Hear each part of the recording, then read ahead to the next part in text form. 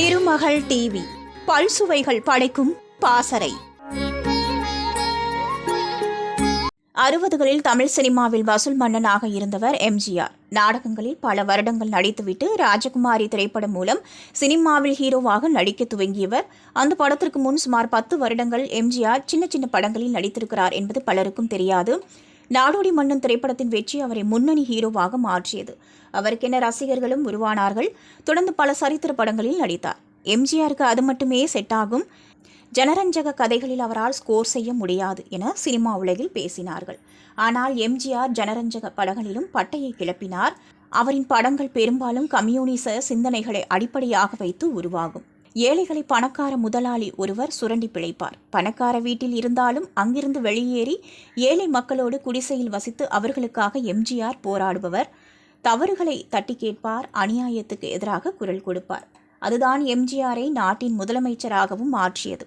எம்ஜிஆர் எப்போதும் மற்றவர்களின் பிரச்சனைகளை புரிந்து கொள்ளும் மனிதராகவே இருந்திருக்கிறார். அவருக்கு தெரிந்து யாருக்கு என்ன பிரச்சனை என்றாலும் உடனே அது பற்றி விசாரித்து அவர்களுக்கு தேவையான உதவிகளை செய்து வந்தவர் அவர். தனக்கு தெரிந்தவர்கள் மட்டுமல்ல, சாலையில் காரில் போகும்போது யாரேனும் கஷ்டப்படுவதை பார்த்தாலும் உடனே அது பற்றி விசாரித்து பணத்தை அள்ளி கொடுத்துவிட்டு தான் அங்கிருந்து செல்வார். அதனால்தான் அவரை வள்ளல் என எல்லோரும் அழைத்தார்கள். கே. சங்கர் இயக்கத்தில் எம்ஜிஆர் நடித்து உருவான திரைப்படம்தான் அடிமை பெண். இந்த படத்தின் படப்பிடிப்பு பாலைவனத்தில் நடந்தது. 1000 ஒட்டகங்களை வைத்து காட்சிகளை எடுத்துக்கொண்டிருந்தார் இயக்குனர். ஒட்டகங்களுக்கும் ஒட்டகங்களை ஓட்டுபவர்களுக்கும் சேர்த்து ஒரு நாள் 4 லாரி தண்ணீர் தேவைப்பட்டது. அதுவும் சரியாக கிடைக்கவில்லை. எப்படியோ சமாளித்து படப்பிடிப்பு நடந்து வந்தது. ஒரு நாள் தண்ணீர் மிகவும் குறைவாக இருந்தது. எனவே ஒட்டகங்களும் ஒட்டக ஓட்டிகளும் போதுமான தண்ணீர் இல்லாமல் அவதிப்பட்டனர். நிலைமையை உணர்ந்த எம்ஜிஆர் யாரும் தாகத்தில் கஷ்டப்படக்கூடாது என களத்தில் இறங்கி மாற்று திட்டத்தை யோசித்தார். 4 லாரிகள் வந்தது.